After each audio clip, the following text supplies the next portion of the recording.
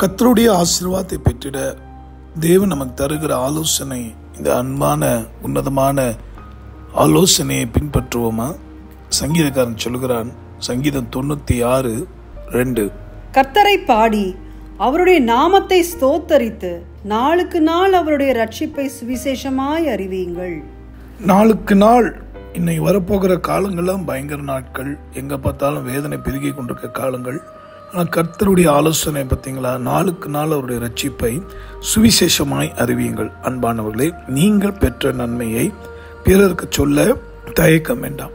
இந்த நாட்களில் இந்த நிமிஷத்தில் ஆயிலும் நாம் ஸ்தோத்திரத்தோடு கூட அவருடைய அன்பை எல்லா மக்களுக்கு சொல்லுவோம். இன்றைக்கு நாளுக்கு நாள் வரப்போகிற பயங்கரத்தின் காலங்களுக்கும் வரப்போகிற அழிவுக்கும் நம்முடைய ஜனங்களை, நம்முடைய அருமையானவர்களை தப்புவிக்க தேவன் விருப்பம் உள்ளவராக இருக்கிறார்.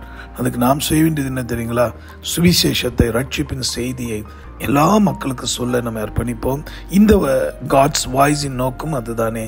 இருளில் வாழ்கிறவர்கள் வெளிச்சத்தை காணவும், வியாதி சாப ரோகத்தில் இருக்கிறவர்கள் சுகம் பெற்று ஜீவனுள்ள தேவன் பேசும் தெய்வமாக இயேசுவை ரட்சகராய் ஏற்றுக்கொள்ள வேண்டும் என்ற நோக்கத்தில் தானே உங்களுக்காக திருப்பலில் நின்று இந்த காரியங்களை செய்கிறோமாக. இந்த விசேஷமான காரியத்தை பின்பற்றுவோமா?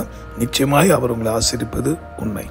ஜெபிப்போம். அன்புள்ள ஆண்டவரே, இந்த வார்த்தை கேட்டு என்னோடு ஜெபிக்கிற அத்தனை பேருடைய வாழ்வில் இருளை வெளிச்சமாக்கி, நோயை நீக்கி குணமாக்கி சுகமாக்கி சந்தோஷத்தால் நிரப்பும்.